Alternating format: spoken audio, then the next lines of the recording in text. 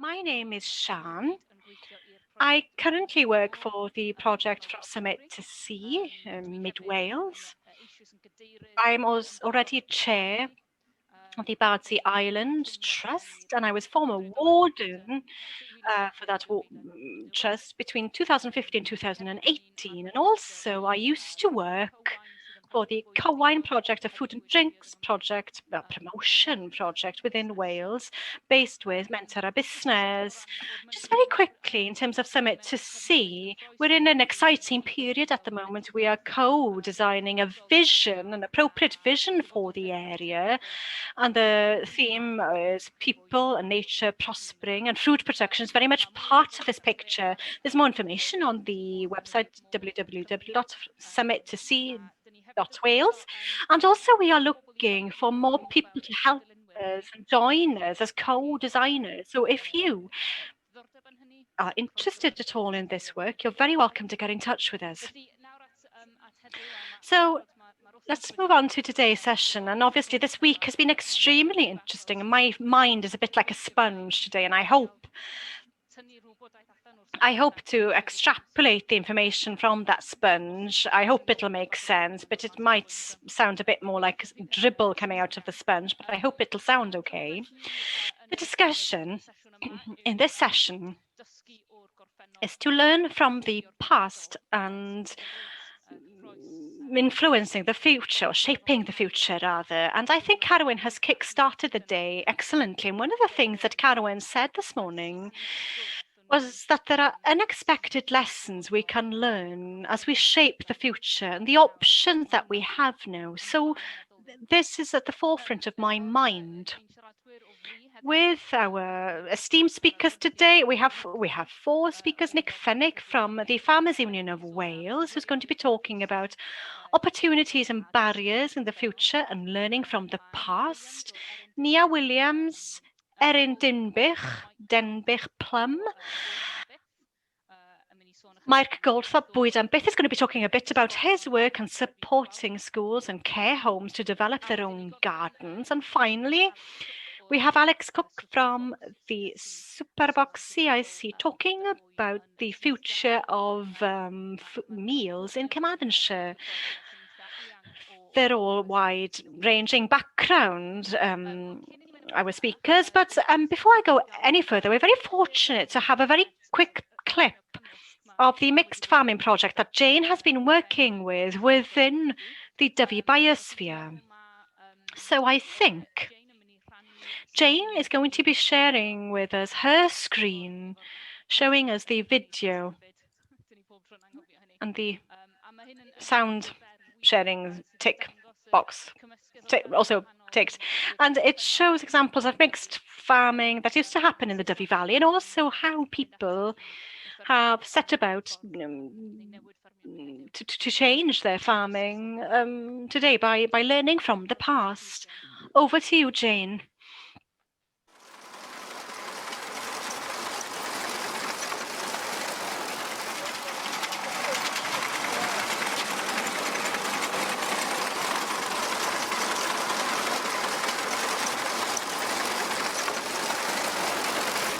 Dyfi tatws. Ie. Ac yn tyfu cerch. Ie. A haidd. Reit. A gwynydd weithiau. A gwenydd diddorol. A gwynydd. Gwynydd i ffidio i gwartheg o'n nhw'n neud. O'n nhw'n neud bara. Wel, oedden nhw'n gallu mynd â fo yn yr un amser i'r felyn. Melyn crewi. Ie, melyn crewi.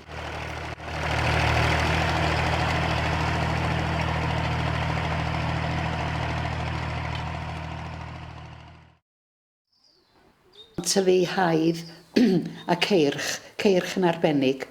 Oedden ni'n bita lot o geirch yn y dyddiau ni, ac oedd y gwartheg a'r cyffyle wrth gwrs yn dibynnu ar geirch i gael nerth i wneud gwaith y fferm ynde.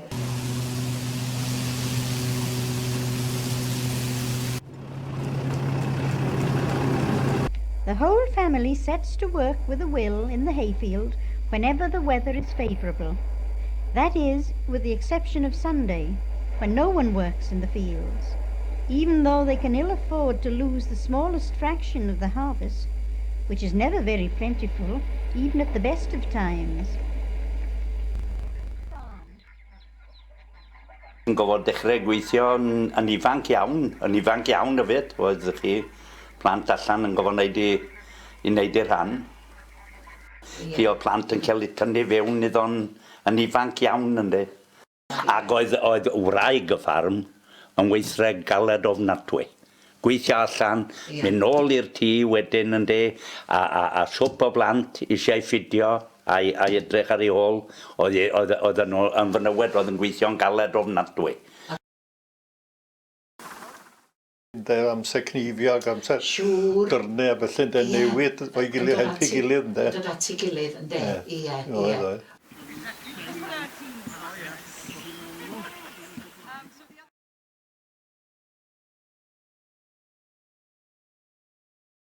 Diolch yn fawr, Jane. Oedd hwnna'n wych. Thank you, Jane.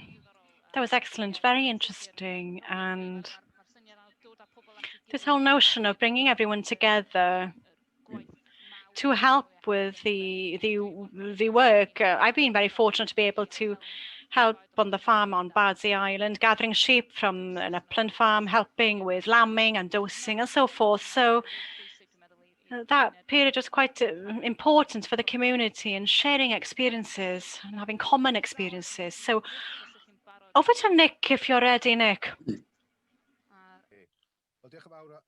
Thank you for the invitation to talk to you today. I'm going to try and stick to the 7 minutes. I might go over a little. It's so nice to have the opportunity not to talk about Brexit for a change, because this is what dominates my life these days. And I've called this whistle-stop tour, opportunities and barriers for their future and learning from the past. I'm going to be focusing on the past because there is so much for us to understand. This is something of a passion that I have. History stretching far back into history, millennia. And I'm going to start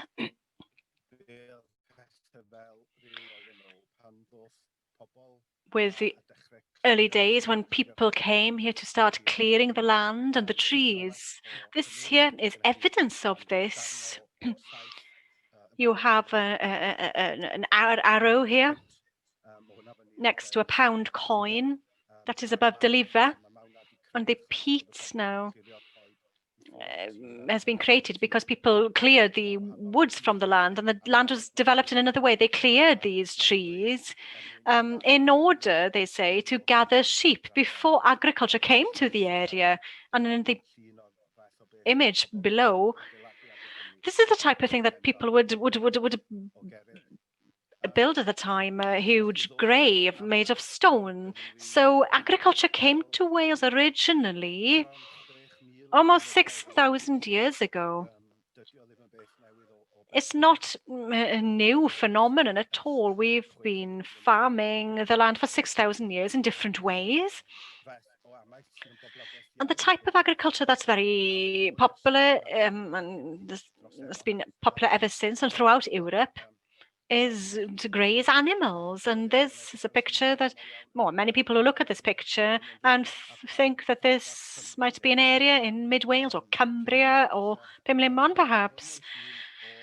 But no, this is a picture from the mountains in Italy, not far from Pescara, and the sheep are grazed where people usually ski in the winter. The land is grazed in the summer and the animals are moved down the mountain, Hafod a Hendra, as we call it in Welsh.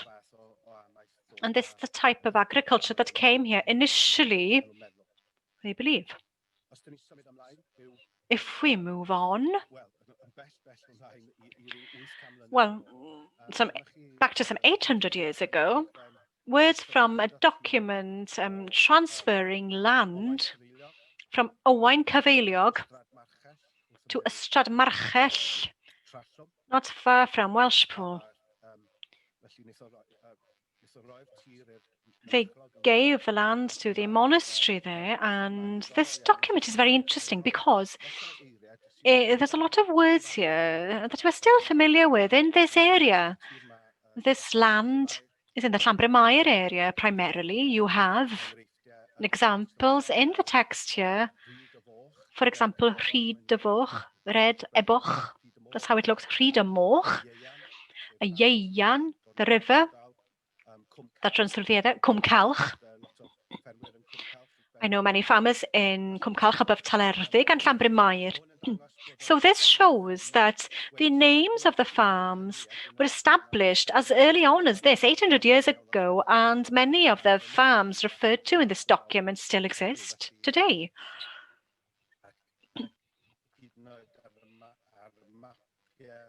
Even on modern maps, you can see the same maps being used 800 years later. The very same farms still exist. If we move on then to the turn of the 19th century, the Napoleonic era, you have an example here.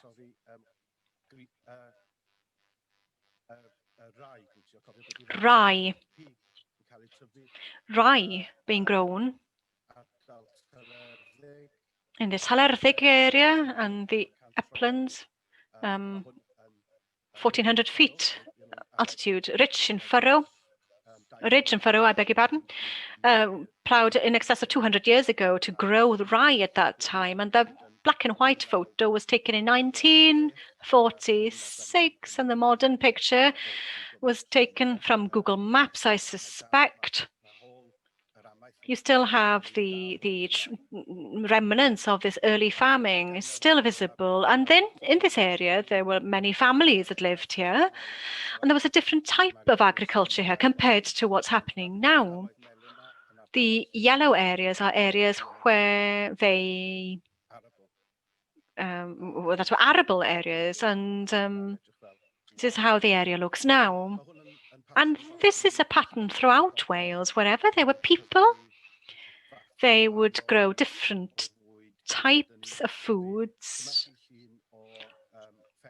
This is a picture of the Pwll Peiran farm. The above map shows the farms, the arable land in yellow. And for those of you who are familiar with the area, I know they don't farm like this any longer. And that's another area in the North Dol, Benmaen. Those yellow areas show you the arable fields back in the 1840s. So for those of you familiar with the Dol Benmaen area, will be aware that it doesn't look like this at all now. And if we just talk about the work to shown in the video mixed farming and histories, the Dyfi Biosphere work. This work is excellent in demonstrating what has changed. And this map shows the type of land use back in the 1840s, recorded on the tithe maps. The brown areas show the arable land. And then the modern map shows current land use, and you will see that there's very little arable there. So there's been a huge shift in terms of arable land and how much land in Wales is used for farming this type of crop.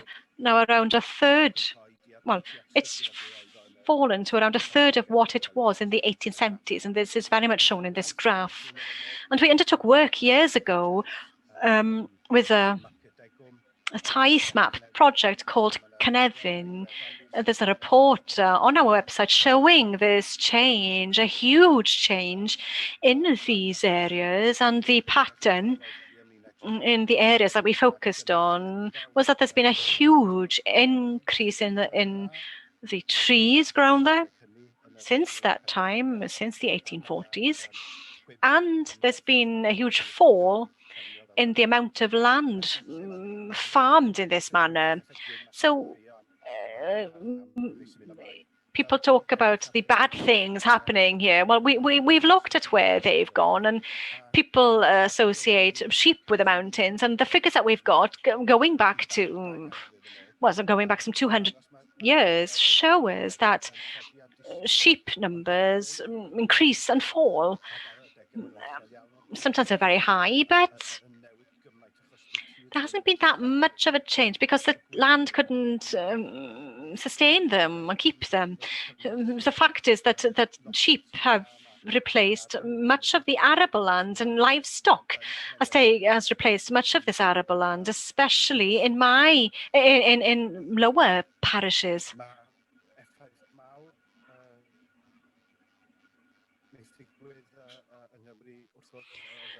A huge change in Wales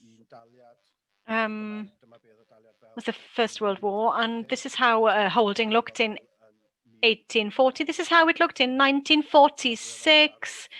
This is how it looked after the forestry purchased it in the 1950s. And this is how it looks in the 1970s. This is how it looks now. So huge changes you can see in those images. Sorry, Nick, just 1 minute at all. You've got 1 minute left, Nick. So in terms of the future, restoration of mixed farming, I'll switch to English now. For moving ahead and restoring mixed farming. And I've listed those there: local biodiversity, reconnecting with food supplies, etc., better for climate change. But there are huge obstacles to that. Economic obstacles. We don't need the crops anymore to feed horses. We've got tractors. The economic profit are very, very difficult. Modern machinery doesn't go into these fields.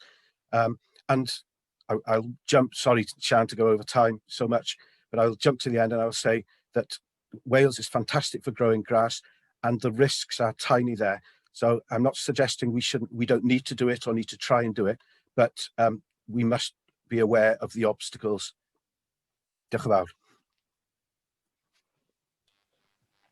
Brilliant. Diolch yn fawr, Nick. Oedd hwnna'n Thank you, Nick. That was excellent, and I'm sure that there will be time at the end for us to receive more questions and just to talk a bit more about that topic. I always find these maps fascinating, showing how things have changed over time. Now I'm going to welcome Nia Williams, who's been working with Denbigh Plum for a number of years, and also she's a voluntary director with the Slow Food Cymru movement. So over to you, Nia. Just rhaid cymryd chi off mute.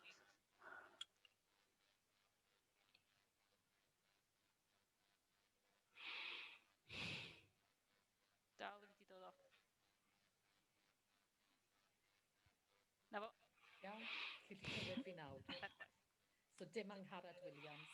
So I'm not Angharad Williams, I am Nia Williams, by the way. Eirin Dinbych, dyna'r prif bwnc. Denbigh Plum, that is the main topic I'll be talking about. Because I prepared my notes in English. Now, the first reference to the Vale of Clwyd Denbigh Plum was in 1785, and people had these trees in their gardens, in their orchards, throughout the Vale of Clwyd, and they just took it for granted. However, as farming changed in the Vale of Clwyd, and of course being Grade 2 listed, Grade 2 land in the Vale of Clwyd, people realised the value and had to change their practices, and a lot of the orchards were grubbed and disappeared. However, in around 2009, a group of people in Denbigh were looking for an opportunity to promote a unique historical product associated with Denbigh, and they came up with the Denbigh Plum. It started off with a food festival to celebrate the plum, and as a result, this has developed into not only a fantastic food festival that attracts close on 5,000 people to a small town of Denbigh, but it also has developed into the planting of new trees and orchards, community orchards, with lessons learnt, private gardens, and now a commercial orchard has been planted by a local farmer who's also involved in food production. What was going on was that a lot of the fruit was going to waste. People had a glut, didn't know what to do with it, and rather than it going to waste, Now people can't get enough of the plums when they are in season, because the plum season tends to be a short 3-week season, and it varies from year to year. This particular year, it was about 2 weeks earlier than usual. So there's a group of people in the area who go out and pick, and then either share with the various food producers, or they're frozen, ready for events throughout the year. This group has evolved and has looked into various ways of having food processing opportunities, and it's quite an education to be involved with them. We've also been involved in educational projects with relearning skills such as pruning trees, grafting trees, planting and looking after trees, because of course people have such busy lives that fruit trees seem to be the last thing on their mind, and the care of those fruit trees. As a result of the work of the Denbigh Plum group in this area, 2 other projects have happened, and whereas people used to have all these apples on their trees in the Vale of Clwyd, and a lot of them would just be given away for free, and really people forgot the value of the food that was around them. There's a community apple and cider pressing that's been set up by a group of men in a local village, and 2 companies set up locally now producing local apple juice. One of the most frightening pictures I have is driving through East Anglia about 2 years ago and seeing all these fruit orchards, all these apple orchards with the fruit just being left to rot. When all this fruit is being sort of imported into this country and people are not putting value onto what we're already producing, and yet people expect to be able to eat everything throughout the year. And I think it's important for people to realise the value of fruit and vegetables within their season, and to eat things in season. And I hope for the future that there will be more interest in local produce, because the Denbigh plum is Wales's only plum. And thanks to the Welsh Government, that we were able to secure protected status for the plum. So it's now known as the Vale of Clwyd Denbigh Plum, PDO. And if any of you are wondering, well, what's going to happen? Sorry, Nick, I'm going to mention that awful word starting with B, Brexit. That DEFRA at the moment are introducing a new PGI, PDO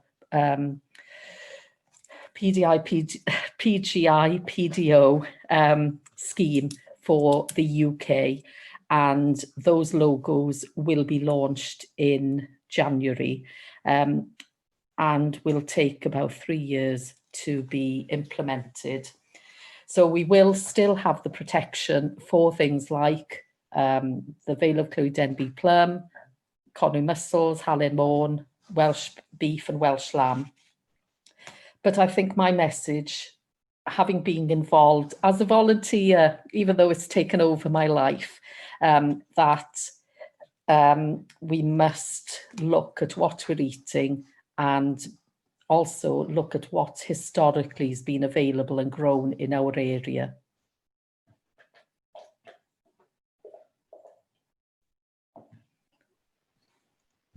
Gwych, diolch yn fawr, Nia. O'n i'n ffeinio'n hynod o...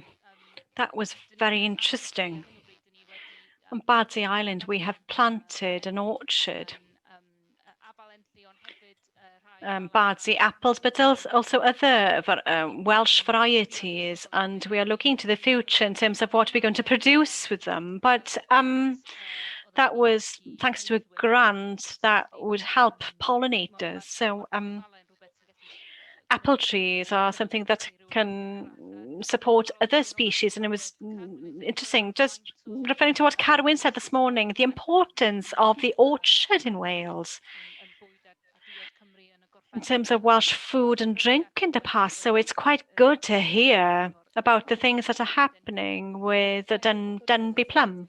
Can I just come back and say, in the Clwyd Valley had a number of orchards, but because the land was so valuable for agricultural purposes, many of the orchards were cut down. Because land in Clwyd Valley at times has sold for 20,000 per acre in the area.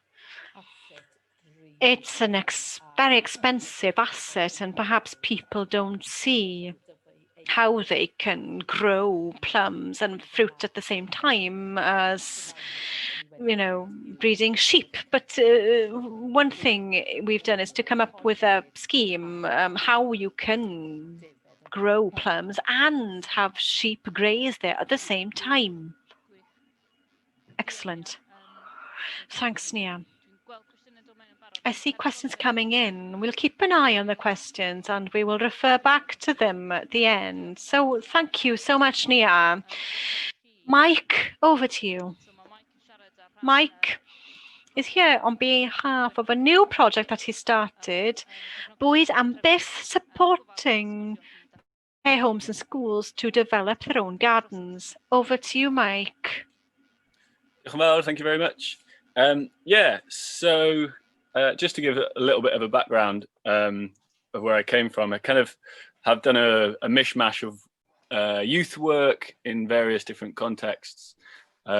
And then I'm fairly new to kind of the growing side of things. I did a traineeship at Tyddyn Teg last year. So I've kind of fused those two areas to this project, which has kind of been in the pipeline. So Bwyd and Byth, which means food forever in Welsh. And it's all about it's about engaging the people that I'm working with in creating the spaces. So if I just went in there as a gardener or a farmer and did the work, it wouldn't give the opportunity for those people to build a relationship with the landscape they're in. So creating spaces of abundance and getting kids to kind of understand where their food comes from, so they understand their needs a little bit better. A huge thing in the care work stuff I did was about understanding our needs and feeling secure that we can meet those needs. So in that sense, it's about a lot more than just how to grow vegetables and the information and the content. It's also an opportunity to grow virtues and values. And it wouldn't be right to mention virtues without talking about dear Socrates, who was the kind of the pioneer of the virtuous life. And here we've got so wisdom, justice, courage, and moderation. And I would love to go into each of them in depth, but we've not got time. So I'll just kind of flag up. So wisdom, Socrates said, was about knowing what we don't know. And I think that attitude to come in, like I model it all the time because I don't know a huge amount about farming. I'm kind of being humble, and we're going on this kind of journey of discovery together. And the kids really like, I think, being able to explore. And then the other one I think is massively important, especially if we're thinking about histories, is moderation. And I think, there you go. Martin Peck agrees with me that moderation. So the older generations really understood this. I think maybe kind of from growing up in a wartime era when there was kind of scarcity, and they have a completely different relationship with moderation that modern lifestyles and kind of media and marketing makes it hard to to feel content. So with those virtues as a kind of foundation, I also wanted to take you on a little journey across the 7 C's. And these are kind of the values that I bring into the, I got distracted by questions, but stay focused. These are kind of the values that I try and bring into the gardening sessions. So when we're talking about things like competition, which is kind of a misunderstood kind of value, I think. But if we look at the examples of competition in nature and in ecosystems, we've got things like predator-prey relationships. So we look at how kind of in agroecological farming, we use natural pest control. So we make sure there's habitats for predators to come in and maintain those balances. I'm going to talk a bit about competition and with schools as well. In fact, I'll do that now. It's a little poem that I wrote about the competitivization of schools and how that has perhaps fed into a neoliberal competitive economy. So the bells are ringing, the ringing of the bells. For some, it marks the start of another day in hell. And maybe you couldn't tell because they put up their shell. But believe me, for some, it's another day in hell. See, schools try to test and quantify intelligence. But can we put numbers on a dancer's elegance or a poet's eloquence? Is that even relevant? We could just drop the pressure and get on with it. And if a kid wants a tangible marker of progress, then that's blessed. Be my guest, take a test. But don't then suggest that that makes them the best, because then the rest don't invest. They're made to feel less. Education shouldn't be a competition, nor should it be a war of attrition, because the urge to learn is part of human condition, and to nurture that is a teacher's true mission. Not to just condition more mindless obedience. Believe this, because this thesis has credence, believe me. My education's what freed me to be me. Open my eyes so I can see a bit more clearly, and open my heart so I can feel a bit more freely. So yeah, and I wrote that with one of the lads I used to work with in mind, who completely disengaged from schools because he was pitted against people, and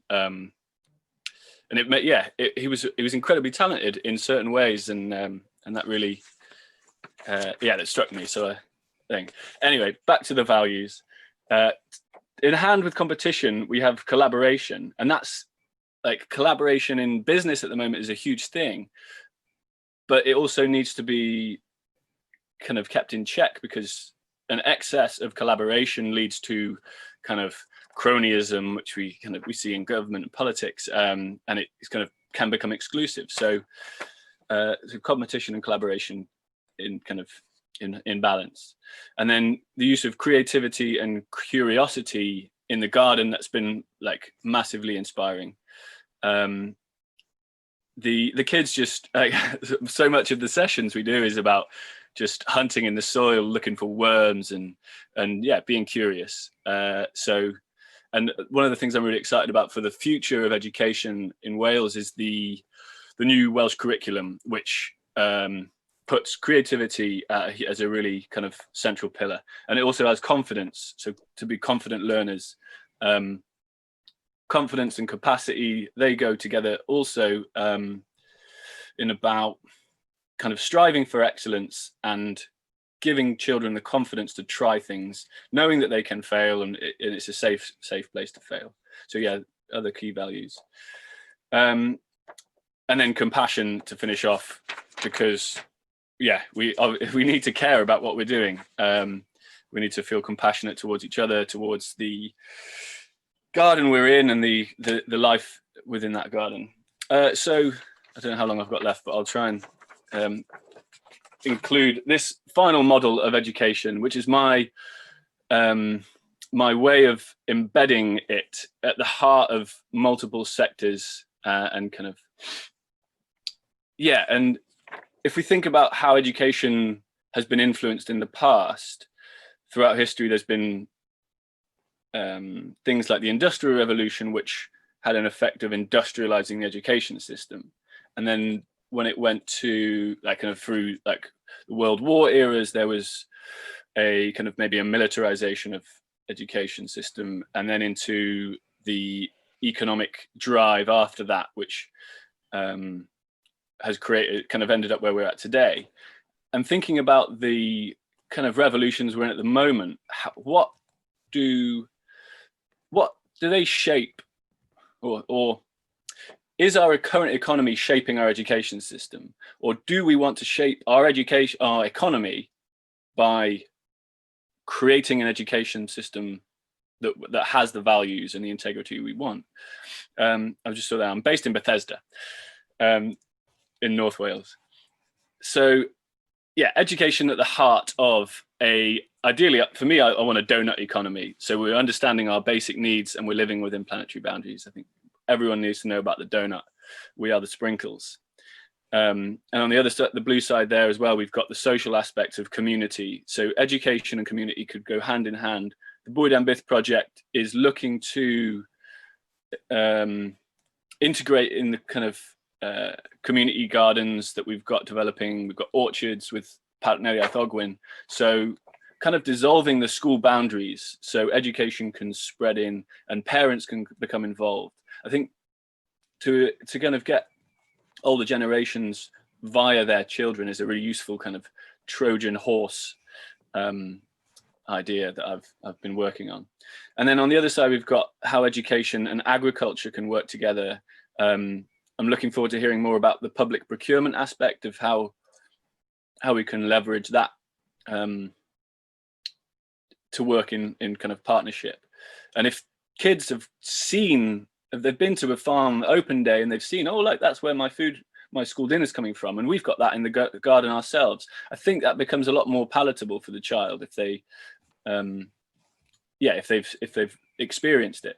So it's a useful little kind of marketing technique, I suppose. And then there's other foods kind of aspects. So we're talking about cooking and the whole processing aspect of it.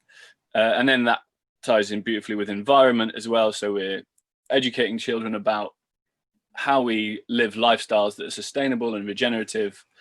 But I'm always really cautious about not putting, especially with younger kids, not putting too much kind of the doom and gloom of the crisis we were in. So it's about being empowering and being optimistic and hopeful. I think if we can include all those virtues and values and put them into this system, then they will radiate outwards to create a kind of an economy that is fair and just and has integrity. I think that's brilliant. Thank you, Mike. I didn't want to cut across you. You are in full flow. Thanks. Sorry if I overran. No, that's perfect timing. Thank you. There's definitely some questions to follow up on at the end, but one of which definitely is can we all get a copy of the poem, or have you recorded yourself? No, well, this is recorded, so you can think. But yeah, I'll happily share that poem to whoever wants it. Great, brilliant. Thanks, Mike. And finally, Alex Cook, who's perfectly. I mean, Mike did my job for me then, linking the procurement into the kind of last aspect. And so over to you, Alex. Diolch. Hello, shwmae, prynawn da pawb. Alex Cook, dwi'n dysgu. Afternoon. I'm Alex Cook. I'm learning Welsh at the moment. Okay. I manage a multi-award-winning catering company, Pink Peppercorn Food Co., and I'm also co-founder of Superbox CIC, Wales' first recipe subscription service and the only in the UK operating as a commercially viable social enterprise, harnessing the power of local, seasonal and sustainable Welsh ingredients. I'm here to talk about our involvement in the Foundational Economy project in progress in Carmarthenshire, tackling the quite large issue of public sector food procurement. The project is focused on food procurement spend, identifying opportunities for development within the local supply chain, with a specific focus on fresh food supply, and influencing healthier eating practices across public menus. And most importantly, developing an action plan on how we increase local food on the public plate, which I think is the real future of food in Wales. What does that all mean? In a nutshell, more locally produced food on the public plate, schools, hospitals, care homes, colleges, universities, and more in the shape of exciting, healthier and more nutritional menus. Providing support for the network of local food producers in the way of secured demand for their produce, understanding the challenges they face with increasing supply, and action on providing the support necessary to achieve this in line with economic viability and environmental sustainability. This is not a new model. It's new for Wales. Fortunately for us, there have been some shining examples of this in the UK and across Europe already. And we've connected with the people that have helped build these systems and aim to build on the work already done in a fully transparent way, including the pioneering academic research in Preston, which I'm sure a lot of people are aware of, looking at local food systems to help develop food security, enhance health, well-being, sustainability, and local resilience of communities and economies, and the groundbreaking dynamic food procurement model in Bath back in 2016, which feels like a long time ago now, blending technology with sustainable food systems on the public plate, which is really truly inspiring to me. Why is this working model important? Collaboration is the key. This will be a shining example of how public sector, private sector, and the community-focused third sector can work efficiently to see real action here in Wales in line with the Future Generations Act. But we need to reach out to other organisations doing great work here in Wales. We've heard a lot of that, a lot of people from those organisations speak over the course of the conference this week. And we really want to bring the expertise and match with projects to deliver combined skills, learning and training, and most importantly, again, action to achieve the united approach to a progressive system change. And I know that we here in Wales can work together to create a healthier, wealthier and greener Wales. At Superbox CIC, as part of our community action plan, we will help deliver the community cooking workshops, nutritional recipe kits for those on lower incomes, and really food chain education to support the uptake of healthy, sustainable eating practices and lifestyle change through the public menus.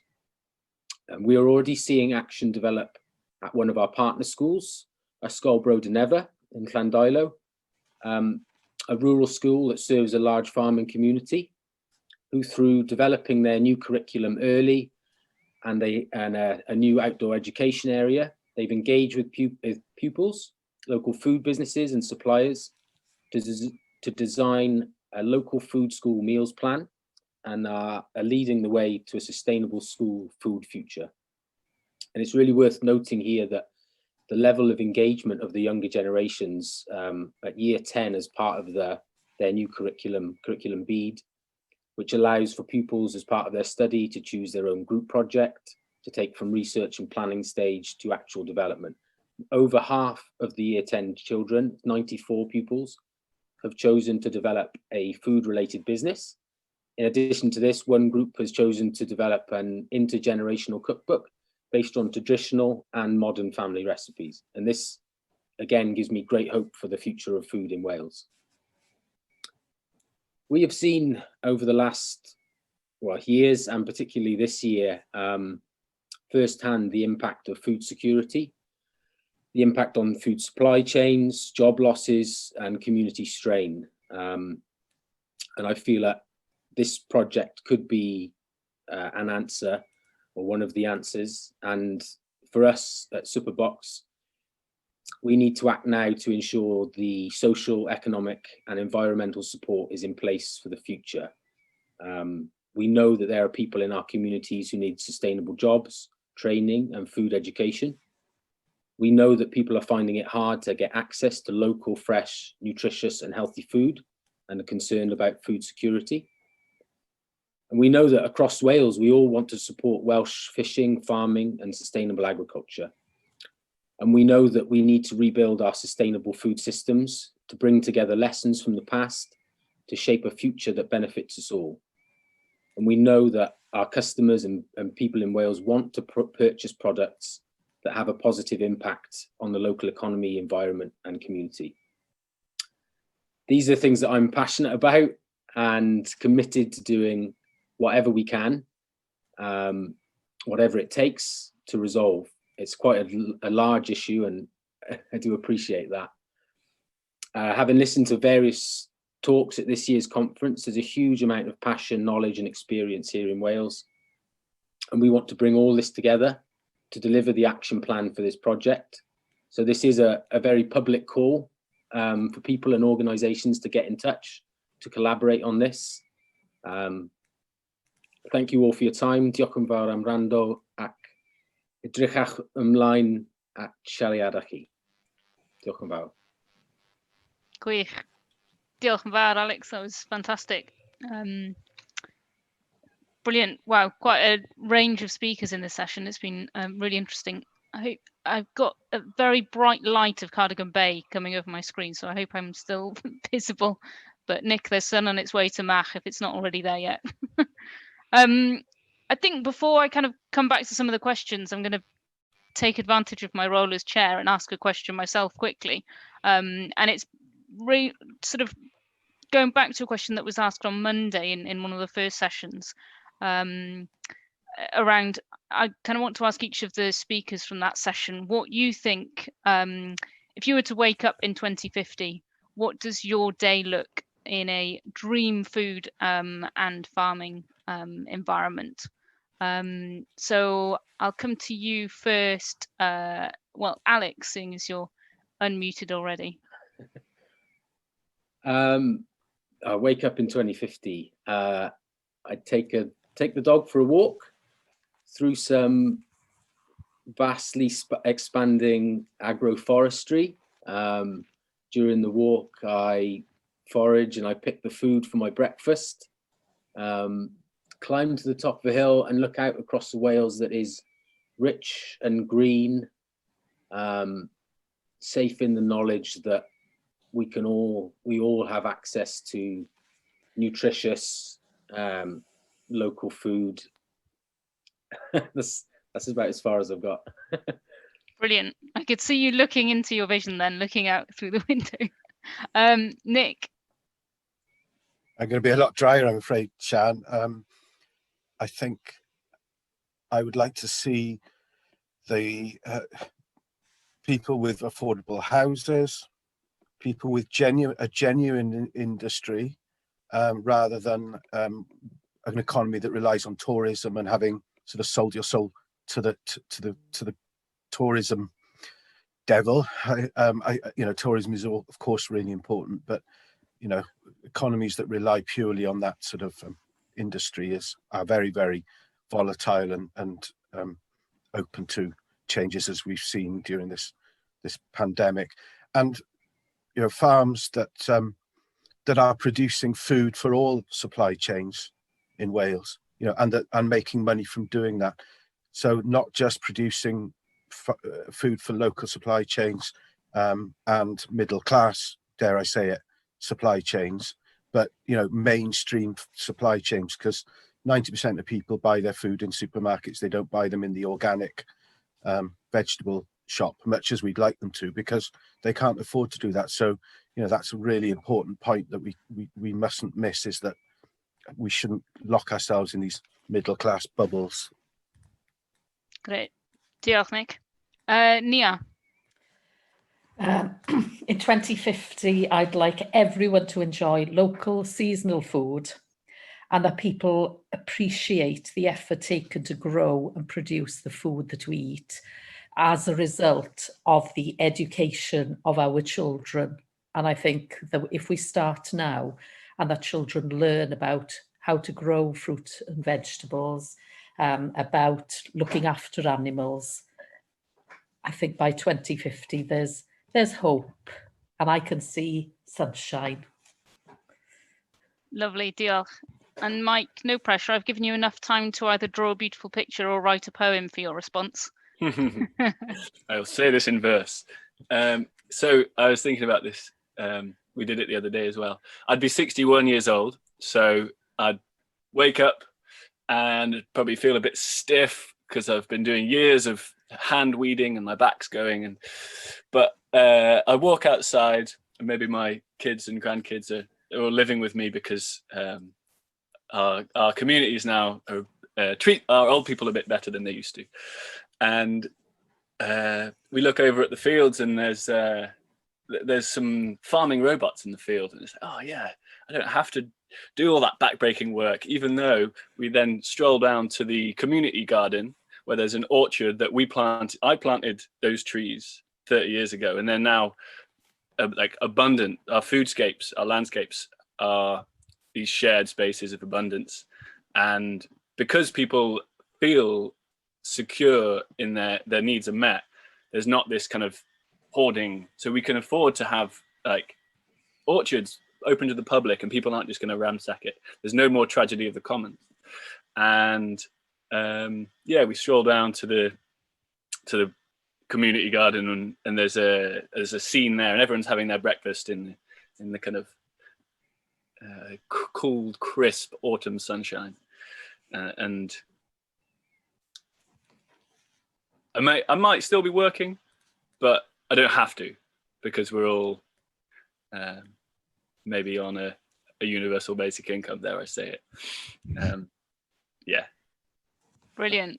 Thanks, Mike. That's great. Yeah, it's really interesting. In our group on Monday, there was thoughts around food banks wouldn't exist, so food poverty wouldn't exist. And equally, I think building on what Nick was saying, that access to food was made across all areas of society, and also that organic wasn't a word anymore because it was the norm, and it was made possible to make that feasible for people to earn a living growing and producing organic food and selling it locally, and it being accessible to all. Thank you for letting me ask that question first. Please keep the questions coming in the chat. Mae croeso chi gofyn y cwestiwn yn Cymraeg ta You're welcome Saesneg. to ask questions in both languages. So one of the first questions that came up for llunio'r, what products are developed from plums, and what happens to the waste after pressing? That's from Eunice. Well,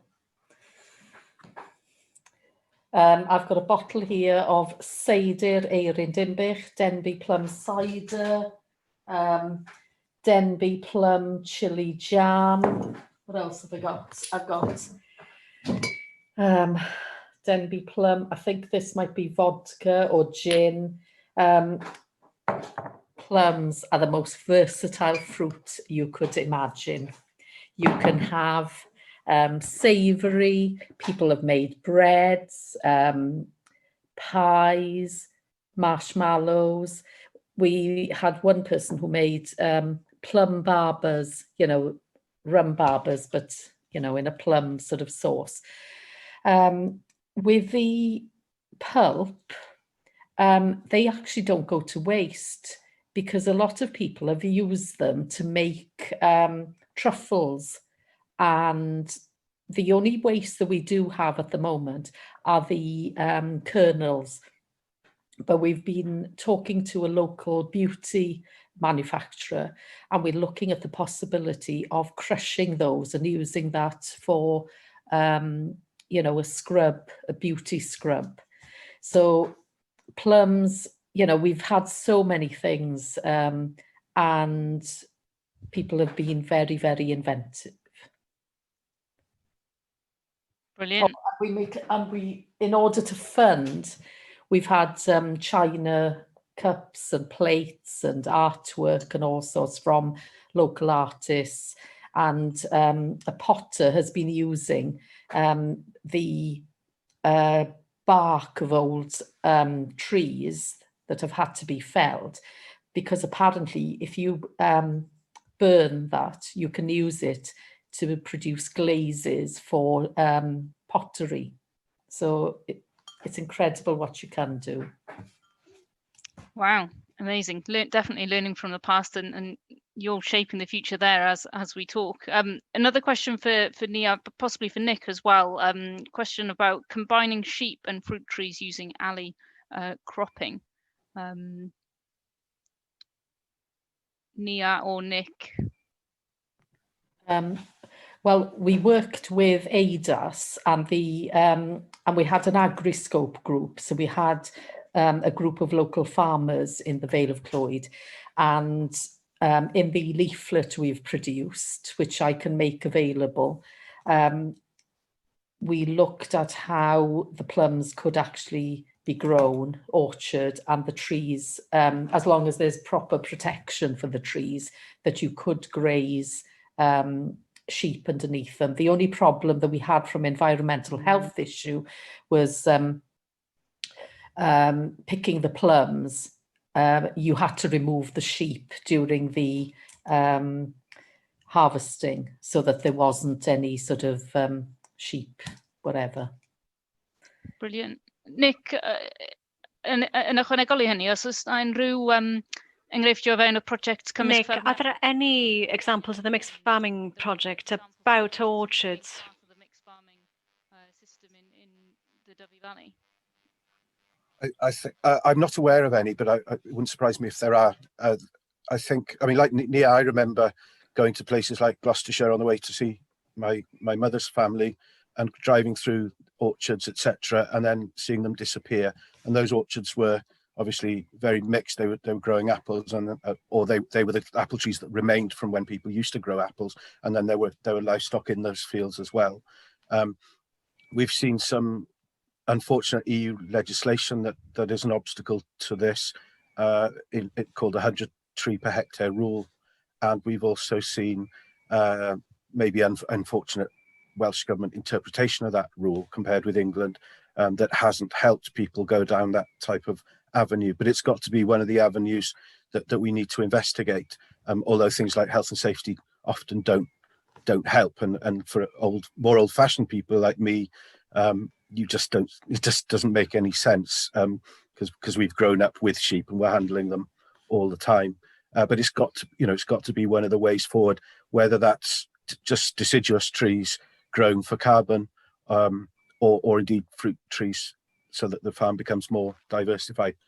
But it has to be the right sort of land to sustain that type of growth. And people think you can grow an apple tree or a plum tree anywhere. You can't. It'll be, it won't produce fruit. It won't. We live in a very hard area in lots of areas of Wales, so that's the case. Brilliant. Diolch, Nick. I was wondering, okay, so Julia's just before I cross over to Alex, Julia's just added, Nick, can you say more about this? Julia, was that directly just on the last points there that Nick was raising? Yeah, about hedgerows. Sorry, I haven't been taking account of what's in the chat. What was the question? Julia, do you want to ask the question about hedgerows? I just wondered if you could say something in a bit more detail about how legislation and its interpretation is affecting hedgerows. If I understood what you were saying about it correctly.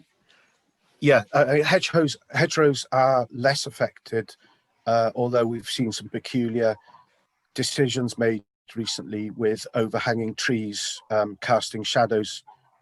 effectively casting shadows onto fields, and then those fields, the shadows being taken out of the eligible area of the field, where they're over a certain width, which just goes against everything that we're trying to do in terms of storing carbon and not cutting trees down.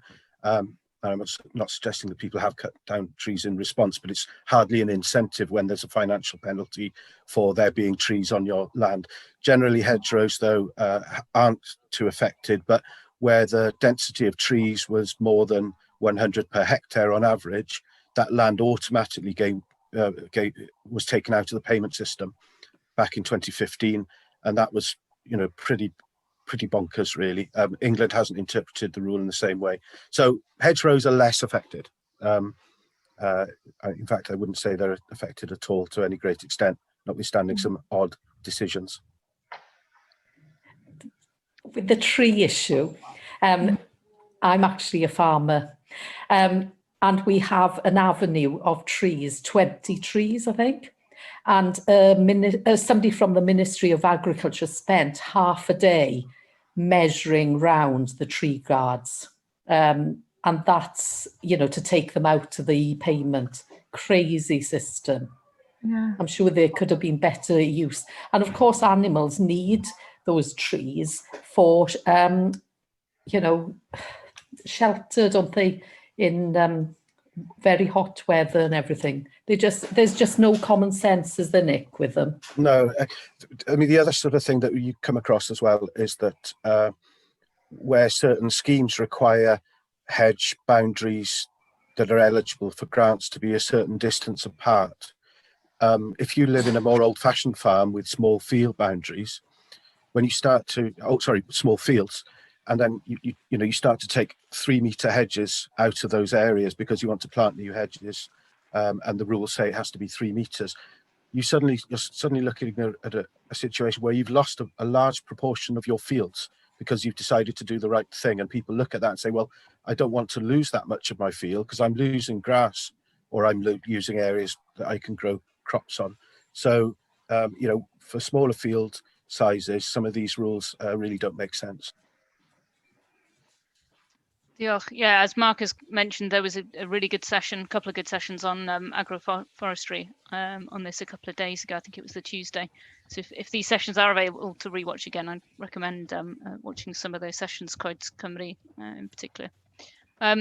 Alex, just coming over to you, kind of when we spoke the other day, felt really inspiring hearing about what you're doing in Carmarthenshire. What do you think are the biggest barriers at the minute to other parts of Wales? Is Carmarthenshire are there any other areas in Wales where it's done before? Someone was mentioning to me something about Cardiff looking at improving their local food procurement system. Yeah, there is I think Monmouthshire are doing the same. To my knowledge, this is the first foundational economy project that's looking at the procurement of local food on the plate. I suppose one of the barriers is the definition of local. So we can only grow what we can grow in Carmarthenshire. So I think the most sensible approach is to look firstly to businesses and to growers, or to opportunities within county, and then we're going to look at the opportunities that could plug gaps across South Wales, Mid Wales, and even we're looking at sort of anything that's sustainably grown. So we're talking about sustainable British grains. So that's kind of the angle. I think that would be one of the biggest barriers. And then, you know, the whole purpose of this project, or one of the purposes, is to understand the barriers for producers entering the procurement model, I suppose. So that's I think that's quite a large barrier, and it's fairly daunting for producers, especially by and large, a lot of them are smaller enterprises. Sure. Yeah, and so it's about, is it about providing that support to local producers to access that procurement process and sort of upskilling in that, or providing that skill support, or about breaking down the procurement into different blocks? A bit of both, really. We want to engage with suppliers, unions, to understand what those barriers are, and then develop action that can support, whether it's diversifying, whether it's supporting them gain access to the procurement, public sector procurement, and at the same time breaking down those barriers, making it easier with, as I mentioned before, the dynamic procurement model in Bath and Somerset, to work to just make it easier for people who are producing the, as we all know, amazing Welsh produce. So we need to get that onto the plate, and we'll sort of do. we started this journey, myself and Simon from Rights, we're collaborating on the supply advisor role. We started this journey probably about 2 years ago. And we were coming sort of quite from grassroots, shall we say, from the bottom up. But it's quite comforting to know that this now is coming from both directions. So this is headed up by the Public Service Board in Carmarthenshire. So they can break down any barriers through legislation, and we can break down any barriers by developing our knowledge of the local supply chain and what their barriers are. Yeah, brilliant. I think it was something I just caught a little bit of the conversation last night that Andy Middleton was hosting, and kind of trying to get the top down and the bottom up to meet in the middle. Otherwise, if we wait for the top down, it's just not going to happen. So we need to push from below as well. Brilliant. I'm just trying to keep track of so Tammy Dalston's alternative food and farming approaches tend to be geared to tourism and middle class foodies. They also reflect the true cost of food. So I think that's where the project that you're working on, Alex, is really interesting, because it will still support local food production, high value food production that's also going into public schools and hospitals and such forth. Yeah, and I on that note, I think that this I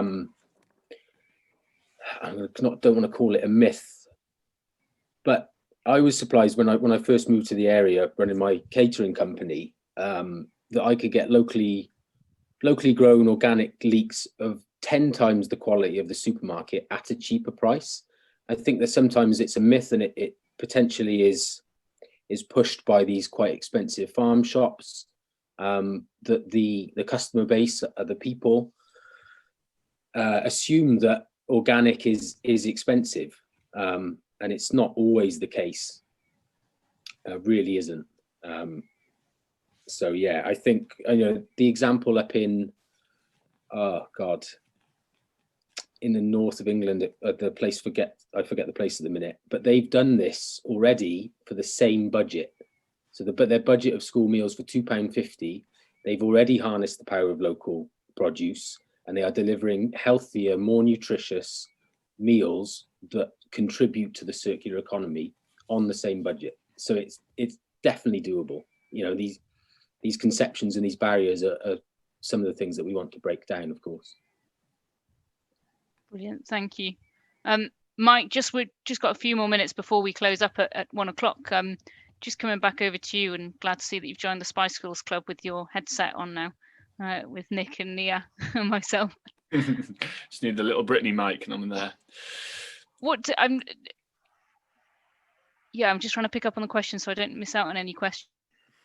So Julie's just saying, is there an argument for a more affordable Welsh registration scheme for ethical food producers? I'm not sure if that question is the perfect one for you, Mike, but feel free to pick that one up or pick up on any of the questions earlier on.